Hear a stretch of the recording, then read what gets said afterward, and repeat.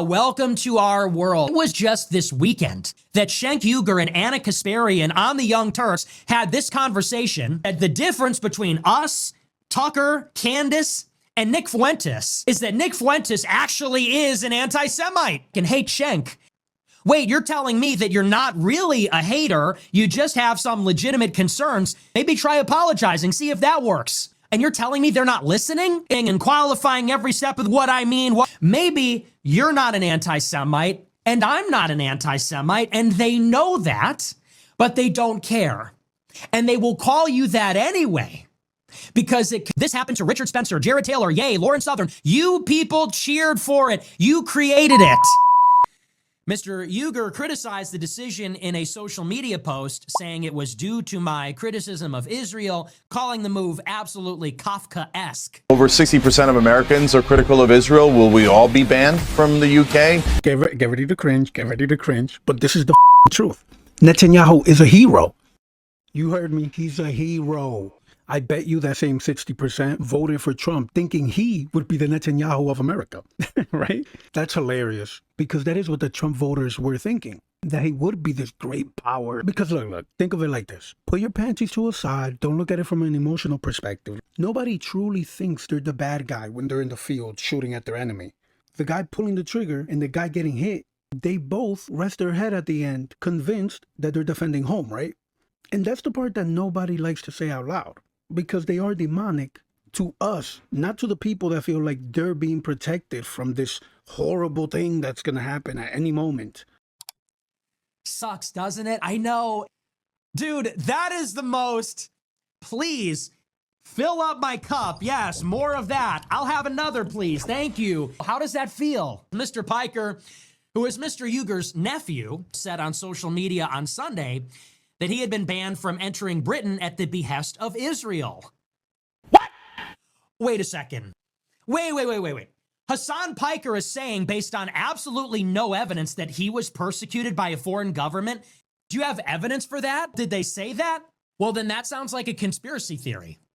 You're telling me that governments and multinational corporations engage in censorship at the behest of a foreign country and they create a fake pretext of racism or lie about it?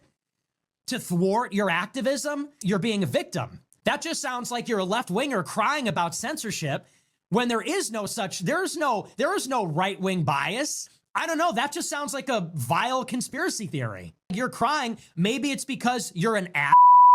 Maybe it's because your words constitute a form of violence. Did you ever consider that? Instead of blaming the government with no evidence. And people think this is all just a big misunderstanding. They say, wait a second, we're not anti-Semitic. Nick Fuentes is. We're the good ones. Hey, idiot. Hey, what's 9 plus 10? 21. You stupid. Hey, Anna Kasparian, Cenk Uygur, Hassan Piker. I know all of you got red-pilled yesterday. I know you guys never really went in on Israel until October 7th. Speaking from the right, which has been targeted far more than the left ever has, this is what is actually going on. And they want to isolate and separate me out to save themselves. And they've done that to the broader right wing over the years. They say, oh, if you criticize from the right, you're an and you deserve it. That's because you're a vile, and so you deserve it. You deserve to be banned in the face and whatever. Oh, well, when us leftists do it, when us on the left do it, well, we are doing it in a liberal way that is responsible. It's not blood guilt. We're not holding them all responsible. We're only criticizing the government. When it happens to us, it's actually really unfair. And it's a big misunderstanding, and we didn't mean it, and this is out of control. And they're doing this routine right up to when they themselves are being banned. And I want to say, do you think this is all just a big coincidence? So the Young Turks and Hasanabi did respond. But before we get to that clip, I just want to mock these idiots because this is like the leftist Frankenstein monster. Like, yeah, that's going to eat you alive now. Sorry, bro, it's not a game. And it doesn't have like a leftist only setting. This shit is on permanent hard mode. And I love it because they spent 10 years cheering and rioting every chance they got over misgendering a goddamn wall of plywood. You people are ridiculous. And I don't even mean left or right. Humans, you're all ridiculous. I feel like I'm a reptilian. It's like you spent 10 years building this guillotine and now they're taking the measurements of your neck like you're getting a new suit. Like you wish for this, right? I think that a lot more Americans would be paying attention. And I think the Zionist lobby is suffering from its own success. For years and years, they went uncontested. It was unconditional. There was bipartisan support for Israel, and anyone that ever questioned that would be called an anti-Semite. And there was a lot of weight to that criticism. There was a lot of weight to that accusation. Now that's gone.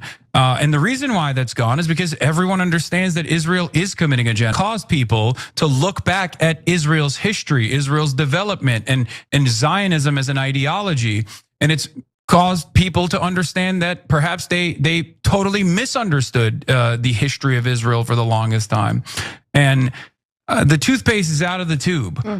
So either governments that are controlled and have some sense of responsibility to the masses will turn around and say, all right, enough is enough. We have to cut ties with Israel. We have to restrain Israel.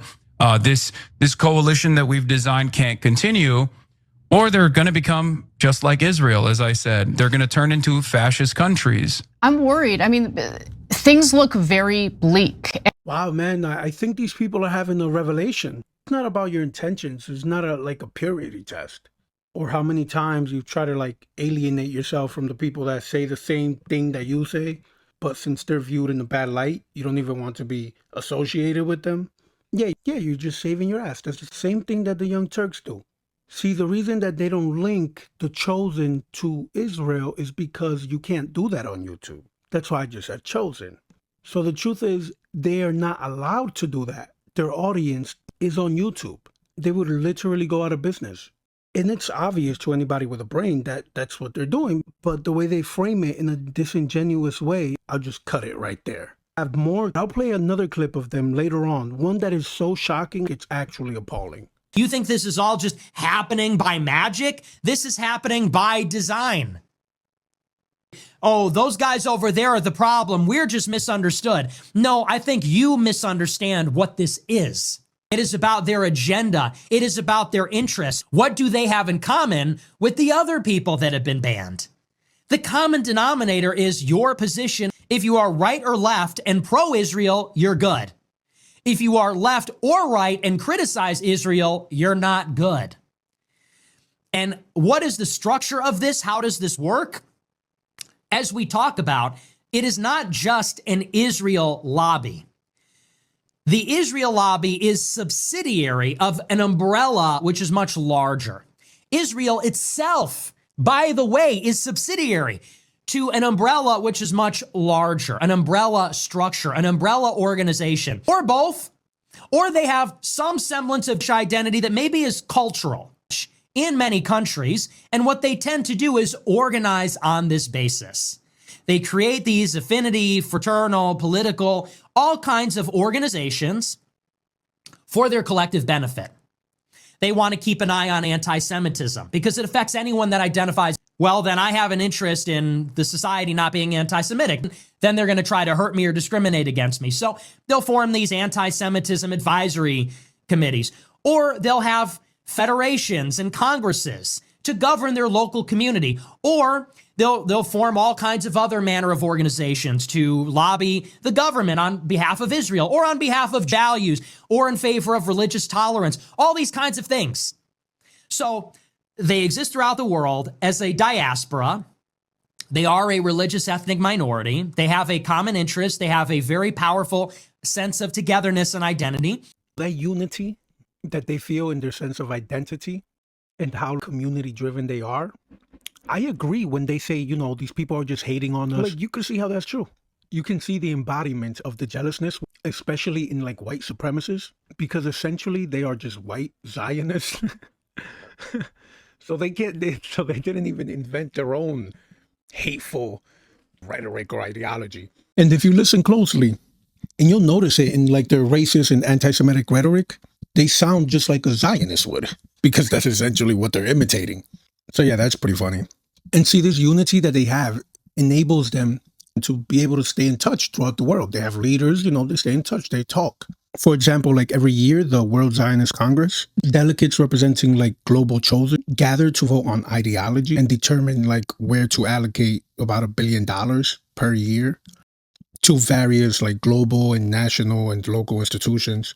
And then they will lobby on behalf of their own interests, which frequently consists in 1, supporting Israel, and 2, policing anti-Semitism. It is a weapon that they forged, which you have been complicit in for the past 10 years.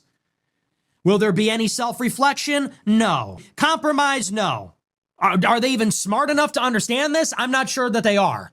And I find that to be the richest of all ironies. You're really going to sit there and say, woe is me. We have been banned from the UK for hate speech. I can't believe it has come to this. Yeah, no, this happened to Richard Spencer, Jared Taylor, yay, Lauren Southern. You people cheered for it. You created it. And just the other day, you were trying to do this again. You were trying to enforce that double standard by saying it's Nick Fuentes. We're the good guys. When they're delegitimizing our righteous cause by lumping us in with the real anti-Semite. We just need to clarify for everybody that we have the best and purest intentions. And you want to say best intentions? You think it's that simple? Well, try telling them that. Call your connections and tell them I'm just a wholesome Chungus leftist that is against the genocide. See if they could get you into the Labour government in the UK. It's a left-wing government. Idiot. Maybe all of that is futile because you don't mean that. They know you don't mean that. And they just don't care because that's not really what it has ever been about. Maybe you're not an anti-Semite and I'm not an anti-Semite, and they know that, but they don't care. And they will call you that anyway because it confers upon them advantage. It's the Holocaust Remembrance Alliance, which sets the definition. It's been passed into law across the country and in Europe. Organizations alone have the authority, have the credibility to determine who is anti-Semitic and who isn't. And they do it very liberally and very irresponsibly and recklessly. But it's their power. And what happens when someone is called an anti-Semite? Well, their life is destroyed. And so do you think that to effectively ostracize any person, that they might take advantage of that? They alone get to determine who's an anti-Semite and cast them out of society. You don't think there's potential for abuse? Is there an element of design? Is there perhaps an incentive to have made it this way?